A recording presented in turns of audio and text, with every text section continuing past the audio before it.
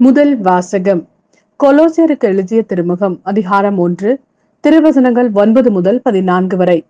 எனவே நாங்கள் இச்செய்தியை கேள்விப்பட்ட நாள் முதல் உங்களுக்காக தவறாமல் இறைவனிடம் வேண்டி இவ்வாறு அவரிடம் கேட்டுக்கொள்கிறோம். நீங்கள் முழு ஞானத்தையும் ஆவிக்குரிய அறிவு திறனையும் பெற்று கடவுளின் திருவுளத்தை பற்றிய அறிவை நிறைவாக அடைய வேண்டும். நீங்கள் அனைத்திலும் ஆண்டவருக்கு உகந்தவற்றை செய்து அவருக்கு ஏற்புடையவர்களாய் நடந்து கொள்ள வேண்டும். நீங்கள் பயன் தரும் நற்செயல்கள் அனைத்தும் செய்து கடவுளை பற்றிய அறிவில் வளர வேண்டும். நீங்கள் முழு மன உறுதியோடும் பொறுமையோடும் இருக்குமாறு தம் மாட்சிமிகு ஆற்றலுக்கேற்ப தம் வல்லமையால் அவர் உங்களுக்கு வலுவூட்ட வேண்டும். மகிழ்ச்சியோடு தந்தையாம் கடவுளுக்கு நன்றி செலுத்துங்கள். அவர் இறை மக்களுக்கான ஒளிமயமான உரிமை பெற்றில் பங்கு பெற உங்களை தகுதி உள்ளவர் ஆக்கியுள்ளார். அவரே இருளின் அதிகாரத்திலிருந்து நம்மை விடுவித்து தம் அன்பார்ந்த மகனின் ஆட்சிக்குட்படுத்தினார். அம்மகனால் தான் நாம் பாவ மன்னிப்பாகிய மீட்பை பெறுகிறோம். இது ஆண்டவரின் அருள்வாக்கு. இறைவா உமக்கு நன்றி. லூக்கா எழுதிய நற்செய்தி அதிகாரம் 5 திருவசனங்கள் 1 முதல் 11 வரை. ஒரு நாள் அவர் கெனசரேத்து ஏரிக்கரையில் நின்று கொண்டிருந்தார். திரளான மக்கள் இறை வார்த்தையை கேட்பதற்கு அவரை நெருக்கி கொண்டிருந்தனர். அப்போது ஏரிக்கரையில் 2 படகுகள் நிற்க கண்டார். மீனவர் படகை விட்டு இறங்கி வலைகளை அலசி கொண்டிருந்தனர்.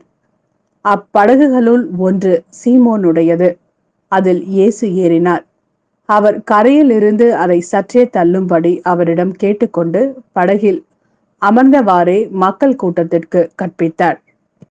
அவர் பேசி முடித்த பின்பு சீமோனை நோக்கி, ஆழத்திற்கு தள்ளி கொண்டு போய் மீன்பிடிக்க உங்கள் வலைகளை போடுங்கள் என்றார்.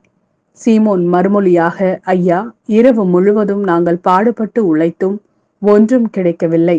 ஆயினும் உமது சொற்படியே வலைகளை போடுகிறேன் என்றார். அப்படியே அவர்கள் செய்து பெருந்திரளான மீன்களை பிடித்தார்கள். வலைகள் கிளிய தொடங்கவே மற்ற படகில் இருந்த தங்கள் கூட்டாளிகளுக்கு சைகை காட்டி துணைக்கு வருமாறு அழைத்தார்கள். அவர்களும் வந்து 2 படகுகளை மீன்களால் நிரப்பினார்கள். அவை மூழ்கும் நிலையில் இருந்தன. இதை கண்ட சீமோன் பேதுரு இயேசுவின் கால்களில் விழுந்து, ஆண்டவரே, நான் பாவி, நீர் என்னை விட்டு போய்விடும் என்றார். அவரும் அவரோடு இருந்த அனைவரும் மிகுதியான மீன்பாட்டை கண்டு திகைப்புற்றனர். சீமோனுடைய பங்காளிகளான செபதேயுவின் மக்கள் யாக்கோபும் யோவானும் அவ்வாறே திகைத்தார்கள். இயேசு சீமோனை நோக்கி, அஞ்சாதே, இது முதல் நீ மனிதரை பிடிப்பவன் ஆவாய் என்று சொன்னார்.